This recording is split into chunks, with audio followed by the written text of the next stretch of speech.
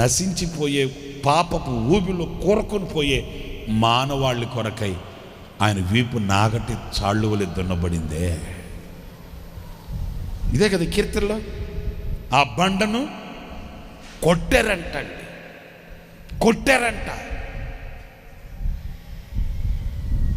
ఆ బండ చీల్చబడిందంట. ఆ బండలో నుంచి సెలయేరులై నీరు ఉప్పొంగాయట, ప్రవహించాయట. ఆ బండను కొట్టగా వాళ్ళ దాహం తీర్చబడగా వాళ్ళు యాత్రలో అలసిపోలేదట.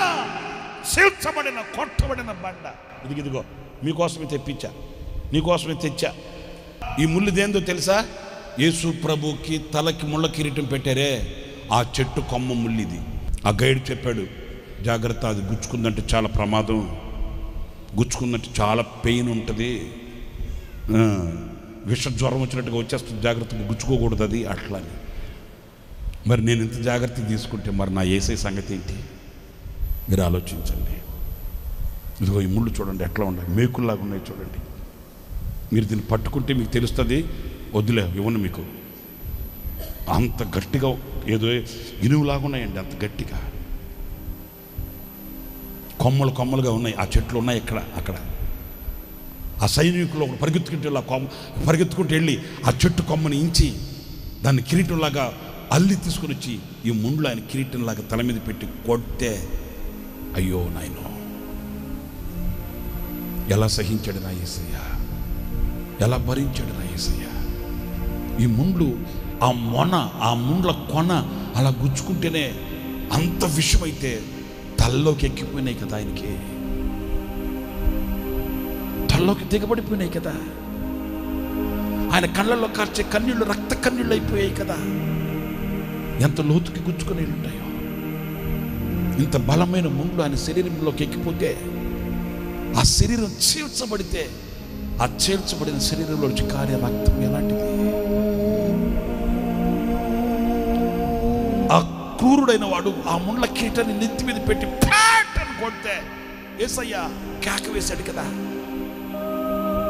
ఆయన అలా నోరు తెరిచి అలా బాధను భరించాడు కదా, సహించాడు కదా. 10,000లో అతి కాంక్షణీయుడు, సౌందర్య స్వరూపము కలిగిన వాడు, పాలు కారే ఆ దేహం, సుందరమైన ఆయన శరీరం నాకటి చాళ్ళ వల్ల దున్నబడి చీల్చబడిపోయింది. ఈ ముండ్లు ఆయన శరీరానికి ఎక్కితే, ఈ ముండ్లు ఆయన శరీరం మీద దిగబడితే, ఈ ముండ్లు ఆయన శరీరంలో విష జ్వరాన్ని తీసుకుని వచ్చినట్లుగా ఆ శరీరాన్ని విషంతో నింపేస్తే ప్రవచనం నెరవేర్చబడింది. ఏమని? ఆయన రోగగ్రస్తుడు. ఆయన ఏ రోగమయ్యా? ఇదిగో ఈ ముండ్లు తీసుకుని వచ్చిన రోగం. ఆయనకేం రోగం? వ్యాధిగ్రస్తుడయ్యాడంట. ఈ విషయం ఆయన శరీరంలోకి వెళ్ళిపోయింది. ఈ ముళ్ళలో ఉన్న విషయం ఆయన శరీరాన్ని బాధించింది, ఆయన శరీరాన్ని వేధించింది, ఆయన శరీరాన్ని నలగగొట్టేసింది. ఈ ముళ్ళన్నీ ఆయన శరీరానికి బాధ కలిగించాయి. ప్రియమైన సహోదరులారా, ఈ ముళ్ళు ఆయన శరీరాన్ని చీలిస్తే ఆ చీల్చబడిన గాయాలలోంచి స్రవించిన ఆ రక్తం, ఇదిగో పావురం ఆ బండను ఆశ్రయించిందంట. ఎందుకు ఆశ్రయించావు? నా కొరకు చేర్చబడిన బండయ్యా, నా కొరకు మొత్తబడిన బండ, నా కొరకు దెబ్బలు తిన్న బండ. ఆ బండను కొడుతుంటే మారు మాట్లాడలేదు, ఆ బండను కొడుతుంటే పెదవి విప్పలేదు, ఆ బండను కొడుతుంటే తిరగబడలేదు, ఆ బండను కొడుతుంటే పారిపోలేదు. ఆ బండ సహించింది, ఆ బండ భరించింది. ఇదిగో ఈ ముళ్ళు ఆ శరీరంలో దిగబడుతుంటే ఎన్నడూ కష్టం ఎరుగని ఆ శరీరం ఈ ముండ్ల చేత చీల్చబడి నడునెత్తి మొదలుకు అరికాల వరకు రక్తం స్రవిస్తుంటే, ఆ రక్తసిక్తమైన శరీరం మండుంటూ ఎండలో ఆకాశానికి భూమికి మధ్య వేలాడుతుంటే, ఆ బండ నాకు ఆశ్రయం అయిందయ్యా, ఆశ్రయమైంది.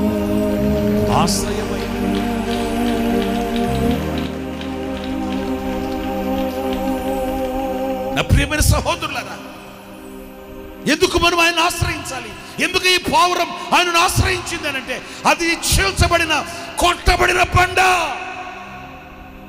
అన్యాయమైన తీర్పులు తీర్చి, అన్యాయమైన తీర్పులు ఆయన మీద మోపి, ఆయన మీద నిందలు పెట్టి, సాక్షాత్తు ఎక్కడైతే పిలాతు కూర్చొని, ఎక్కడైతే యేసు ప్రభుని పిలాతు ఎక్కడ కూర్చొని న్యాయ తీర్పు తీర్చాడో అదే స్థలానికి నేను వెళ్ళానండి. అదే స్థలంలో నేను నిలబడ్డాను. పిలాతు ఎక్కడైతే తీర్పు తీర్చాడో ఆ స్థలంలో నేను నిలబడి కళ్ళెమ్మటిళ్ళు వచ్చాయి నాకు.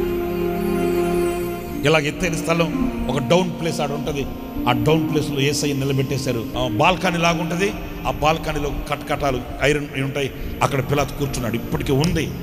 ఆ పిలాతు ఎక్కడైతే కూర్చొని తీర్పు తీర్చాడో ఆ హాల్లోకి తీసుకెళ్ళారు. నేను కూడా అక్కడ నిలబడి కొన్ని ఫొటోస్ తీసుకొచ్చి మీకు చూపిద్దామని అక్కడ నిలబడితే నా గుండె గడగడలాడిందండి. ఎందుకంటే దోషిగా అదిగో అక్కడ నిలబెట్టారు యేసయ్యని. బరబ్బాని అక్కడ నిలబెట్టారు. పిలాతు ఇక్కడ ఉన్నాడు. తీర్పు తీర్చి ఆయన అక్కడి నుంచి చేతులు పట్టుకుని గజ గజ గజ గజ గజ గజ గజ గజ ఈడ్చుకుని వెళ్ళిన ఆ దారి అక్కడ నిలబడితే మనసంతా ఎలాగో అయిపోయిందండి. ఇంకో మాట చెప్పనా, ఆ రోజు తీర్పు తీరుస్తున్నప్పుడు పొద్దుపోయిందంట. చీకటి పడిపోతున్నప్పుడు ఎలక్ట్రిక్ అది లేదు, ఏమంత ఇది కాదు కదా, పొద్దుపోయింది, చీకటి పడిపోతుంది, ఓపెన్ చేద్దాం, ఈయన సంగతి రేపు చూద్దాం, ఈరోజు ఆపేద్దాం అని తీర్పు ఆపేసి, ఏయ్ ఈయన రేపు తీసుకురండి మరలా అన్నారంట.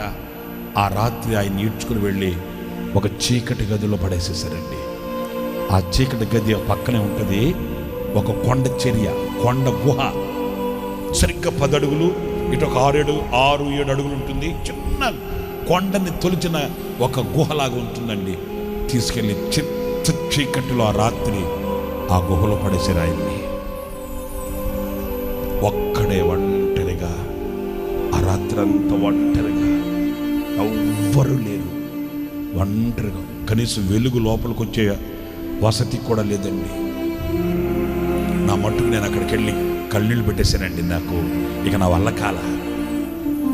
కాలేదండి. ఆ గుహలోకి తీసుకెళ్లారు. అందరూ కూడా వెళ్ళడానికి కుదరలా. కొంతమంది వెళ్ళొచ్చాం లోపలికి. నేను వెళ్ళి అక్కడ నిలబడ్డాను. నాకు ఇక నేను తట్టుకోలేకపోయాను, కన్నీళ్ళు పెట్టేశానండి. ప్రభువా, ఏం చూసావయ్యా మాలో, ఏం చూసావయ్యా? ఈ సృష్టికి ఆది సంభూతుడివై ఉండి దిక్కు లేక లేని వాళ్ళలాగా ఒక్కడిగా ఆ చిత్త చీకట్లో ఒంటరిగా రాత్రంతా ఎలా గడిపావయ్యా? నేను ఏం చేయగలను, నేనేమి ఇవ్వగలను? నువ్వు చేసినంత నేను చేయలేకపోతున్నానయ్యా. కన్నీళ్ళు పెట్టేశాను. నా ప్రియమైన సహోదరులారా, ఎందుకు ఆయనకి ఆ శిక్ష? ఎందుకు ఆయనకి ఆ ఆవేదన? ఎందుకు ఆయనకి ఆ ఆక్రందన? అందుకే ఈ పావురం ఆ బండను ఆశ్రయించిందట. నా కొరకు చేల్చబడిన బండ, నా కొరకు కొట్టబడిన బండ, నా కొరకు రక్తం స్రవించిన బండ, నా కొరకై దెబ్బలు తిన్న బండ. ఒక్క మాట నేను మిమ్మల్ని అడగనివ్వండి. మరి ఈరోజు నువ్వు ఏ బండను ఆశ్రయిస్తున్నావు? నీ కొరకు చేల్చబడిన బండను ఆశ్రయిస్తున్నావా? నీ కొరకు దెబ్బలు తిన్న బండను ఆశ్రయిస్తున్నావా? నీ కొరకు గాయపరచబడిన బండను ఆశ్రయిస్తున్నావా?